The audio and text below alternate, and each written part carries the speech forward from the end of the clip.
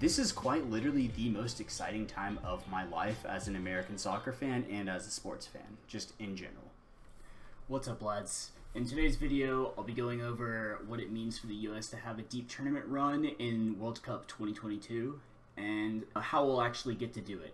In the video right above me, right up here, you'll see a text document that's going to just be my stream thoughts and how I've arrived to the points that I'm talking on and the points that I'm trying to go over. And then right over on the other side, taking up most of the screen, it'll be just the content of what I'm currently reviewing. I'll probably have a pen that I'm drawing with, and that's going to be the way I circle things, the way I highlight things on stream.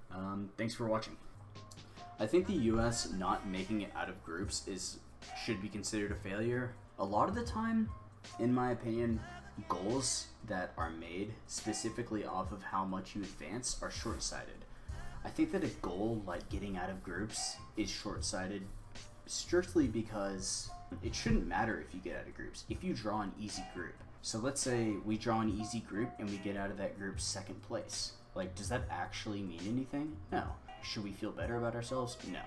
Our goal from this should strictly be getting players that are as young as our team is experienced. It should pretty much exclusively be allowing our players to experience this stage of play and kind of let them feel it out. Because, I mean, the end goal of this, right, given the team we have now, the end goal should be to win in 2026. That is the goal.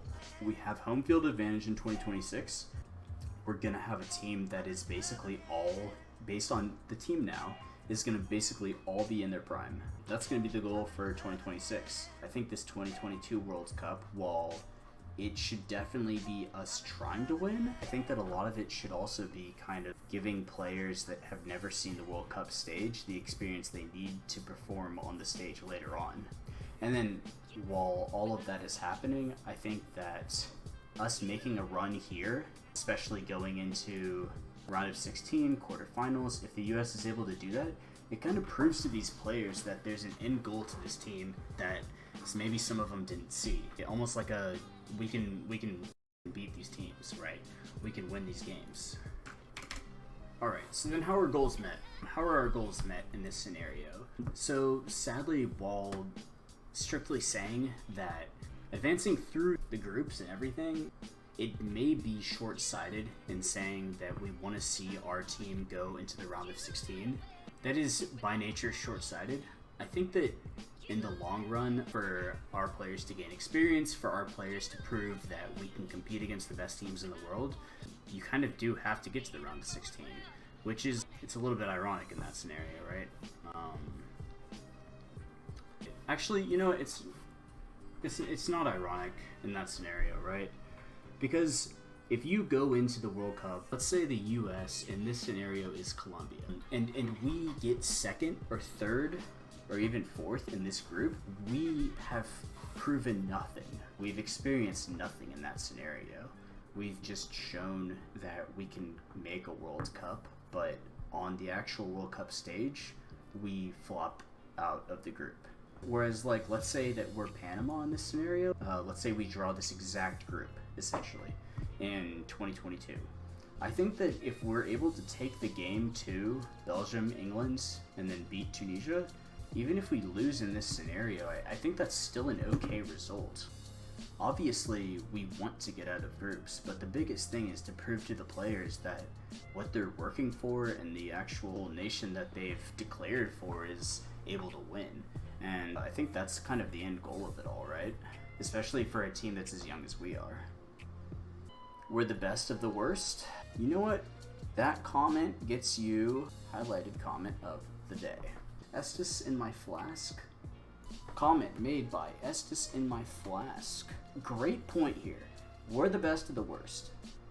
In this scenario, I would say kind of.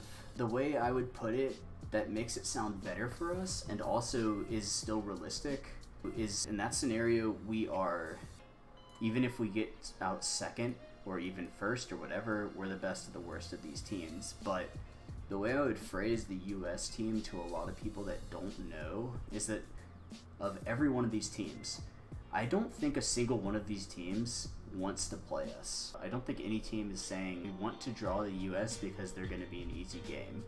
A team full of young players that have essentially no expectations on them is always dangerous to play, especially in knockout stage games. They have nothing to prove and everything to gain. And I think that should be kind of the thought process when going into the World Cup, that we don't want to put any expectations on the team. While we've been watching the team, we've been rooting for the team or whatever, I mean, the average age of our team is like 22 once you take out all the MLS, right? The average age of the team is 21, 22, and we have yet to really see how good we are. That's kind of awesome, definitely. I mean, this is quite literally the most exciting time of my life as an American soccer fan and as a sports fan, just in general. Right now is something that I never even dreamed would be possible. Like, this alone, this team has kind of made me realize that I want to inform more people that aren't initially into soccer about soccer. Because this is the transfers in January. This is literally just in January. From MLS teams to European teams. We have players going to Arsenal. These are all Bundesliga top teams, German league top team, or not top teams, but like tier 1 teams is how I'd say it. These are players that are being seeked out by international teams, that those teams, those European teams, are basically saying, we want these players because they are worth the value. They're players that are valuable, that we can use in order to get out of the scenario that we're currently in. For instance, Daryl DK, perfect example. West Bromwich Albion, a team in the 2nd division of English Premier League, a team that is attempting to try and get into the top division of English football. This team is bringing over Gerald Dike, an American from the MLS, saying we want this guy as our striker because he is going to be the guy that scores goals for us to actually be able to go into that top division of English football. There's finally, for the first time ever, consistent amounts of Americans that are being seen in top division of football. I mean, we had Christian Pulisic just last year, second American ever, first American ever to play in a Champions League final, second American ever to win a Champions League final, and he almost scored in it. I mean, I never even imagined that this amount of Americans would be going to the English League, right? These are actually 100% Americans. Obviously, a lot of them are going to be like German heritage or something, or like their parents are German. That's just America in general. But these are players that were raised through the American system, showing that we have a youth development system that works, that is capable of producing talent, which is something that I think a lot of the time people questioned, especially considering the lack of proximity to European nations that have those scout networks set up in Europe.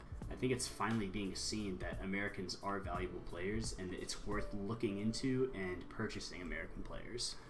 And this is kind of a first time ever, and one of the main reasons that I'm excited about watching the U.S. national team over the, I would say, 8 years. I mean, fuck it, I'll take 8 years, dude.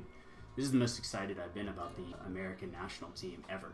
Obviously, it's awesome to have a consistent amount of young kids that are showing up to big games on club levels, but it means a lot more when you consistently produce that talent, when you're able to consistently remake that talent. I don't want this to be a golden generation of players.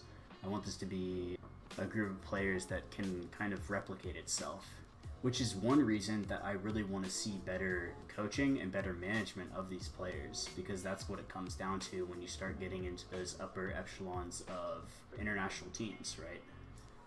Regardless, went on a tangent, kind of, just because somewhat passionate, a little bit, a lot of it.